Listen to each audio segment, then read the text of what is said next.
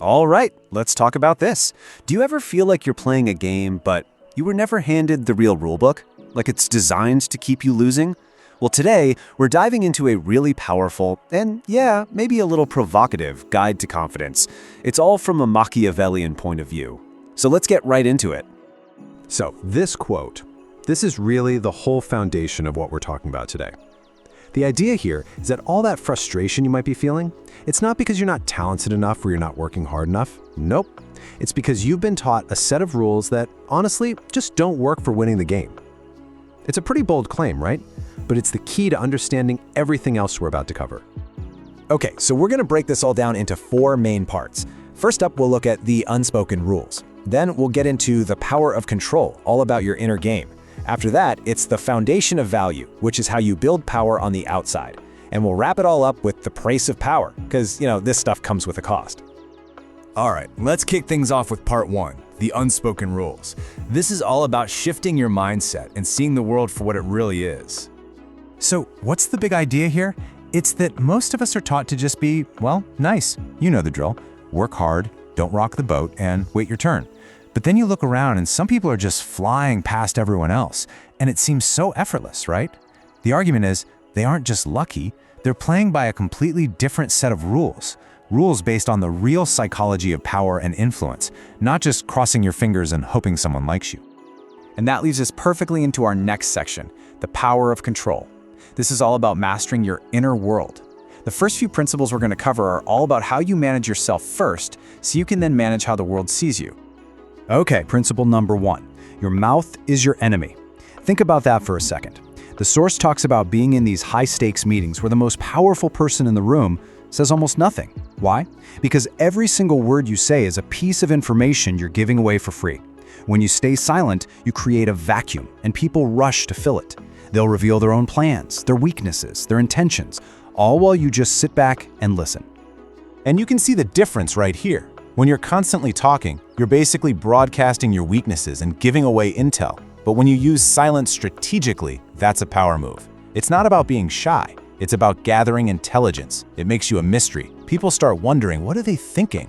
And that, right there, puts you in the driver's seat. All right, principle number 2. Your feelings are not your facts. This one is huge. It's about becoming emotionally untouchable.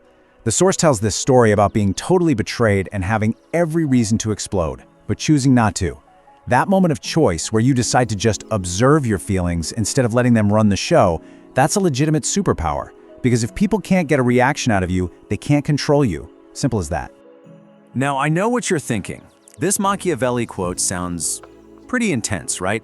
Safer to be feared than loved. But hold on. The point here isn't to be a tyrant. It's not about aggression. It's about a specific kind of fear that's really just deep respect. It's the respect people have for someone they know they can't manipulate, can't bait, and can't knock off their center. Okay, on to principle 3. Control information like your life depends on it. Just think about it. Your plans, your ambitions, even your struggles. Treat them like top secret documents. The big mistake so many of us make is oversharing. But when you keep things close to the vest, people have no choice but to judge you on your results, not your process. It creates this aura of mystery and competence. Scarcity creates value, right? Same thing applies to information about you. So, we've talked about mastering your inner world. Now let's move on to section 3, the foundation of value.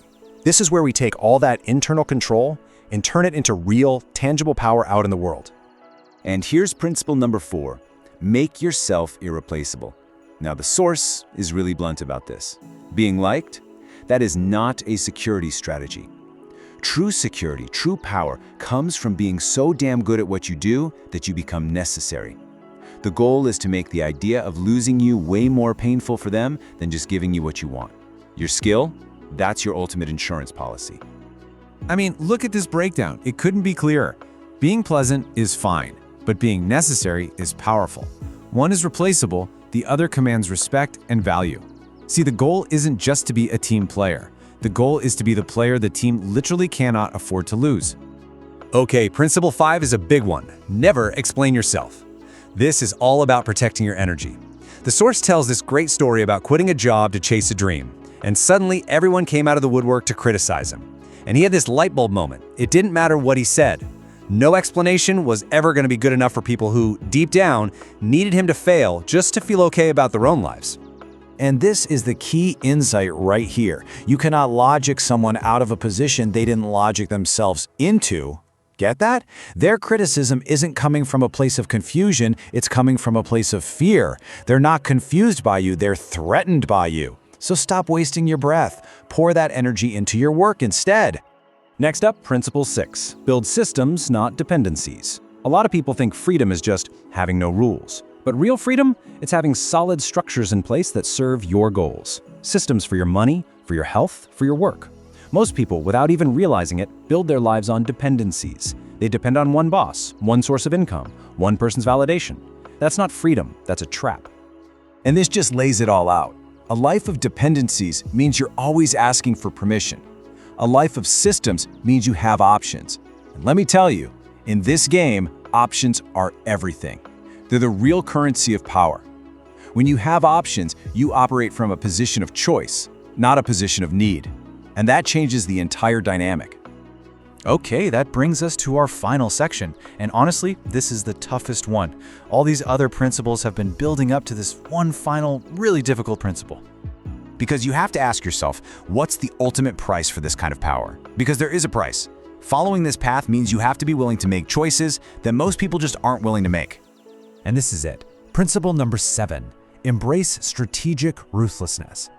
Now, let's be super clear. This does not mean being a cruel person for no reason. The key word here is strategic. It's about having the willingness to put your own goals and your own growth above other people's comfort. The source gives a perfect example. Having to cut off a longtime friend who was just draining all his energy. It wasn't because the friend was evil. It was because the relationship was a dead end for his own personal mission.